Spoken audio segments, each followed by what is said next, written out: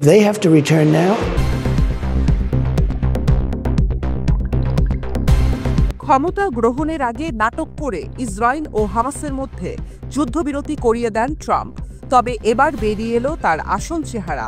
আসলে ট্রাম্প যুদ্ধ বন্ধের নামে পুরো গাজা উপত্যকাকেই খেয়ে ফেলতে চাইছেন। বহুল প্রচলিত ভাষায় বলতে গেলে আগের চেয়ে কয়েক গুণ ভয়ঙ্কর রূপে ফিরে এসেছেন মার্কিন প্রেসিডেন্ট ডোনাল্ড ট্রাম্প। যেই ট্রাম্পকে শান্তির দূত মনে করা হতো, সেই ট্রাম্পই এবার যুদ্ধবাজ হয়ে গেছেন। তাই তো প্রতিদিনই নতুন নতুন চাল দিচ্ছেন তিনি। কোন চালে বাজিমাত করতে পারেন সেটাই হয়তো তার আসল উদ্দেশ্য। এ যেন নতুন কৌশলের পসরা সাজিয়েছেন ট্রাম্প। সব বুদ্ধি কাজে লাগিয়ে গাজাকে কবজা করতে চান তিনি।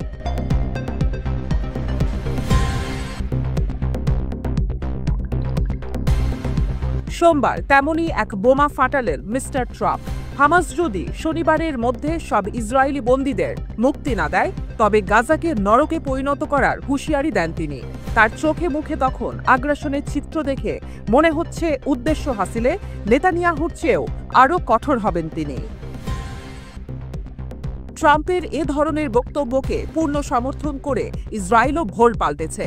যুদ্ধবিরতিকে তোয়াক্কা না করে গাজায় হামলা চালিয়েছে তারা। ফিলিস্তিনিদের উত্তরাঞ্চলে ঢুকতে দিতে দেরি করছে। এসবই যুদ্ধবিরতি চুক্তির লঙ্ঘন, এমন অভিযোগ তুলে সোমবার রাতে ইসরায়েলের বিরুদ্ধে কড়া পদক্ষেপের ঘোষণা হামাসের।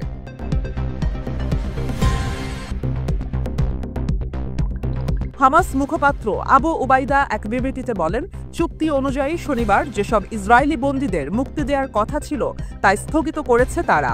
পরবর্তীতে ঘোষণা না দেওয়া পর্যন্ত এই সিদ্ধান্তই বহাল থাকবে। হামাসের এ ঘোষণার পরই যুদ্ধবিরতি শেষ করার কথা জানান মার্কিন প্রেসিডেন্ট ডোনাল্ড ট্রাম্প। পূর্ব নির্ধারিত চুক্তি অনুযায়ী যদি ইসরায়েলি বন্দীদের মুক্তি না দেয় হামাস, তবে শনিবার দুপুর 12টা থেকে যুদ্ধবিরতির সমাপ্তি ঘটতে যাচ্ছে গাজায়।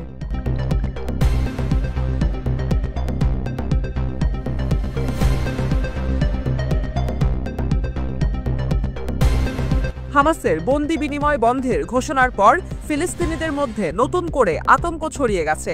গত কয়েকদিন ফিলিস্তিনিরা শান্তিতে ঘুমালেও আবারও তাদের ঘুম হারাম হতে যাচ্ছে। বিপদে আছে ইসরায়েলও। যে কোনো মুহূর্তে গাজায় বড় কোনো দুর্ঘটনা ঘটতে পারে এই আশঙ্কায় উপত্যকাটিতে সেনাদের সতর্ক থাকার নির্দেশ দিয়েছেন ইসরায়েলি প্রধানমন্ত্রী বেনিয়ামিন নেতানিয়াহু।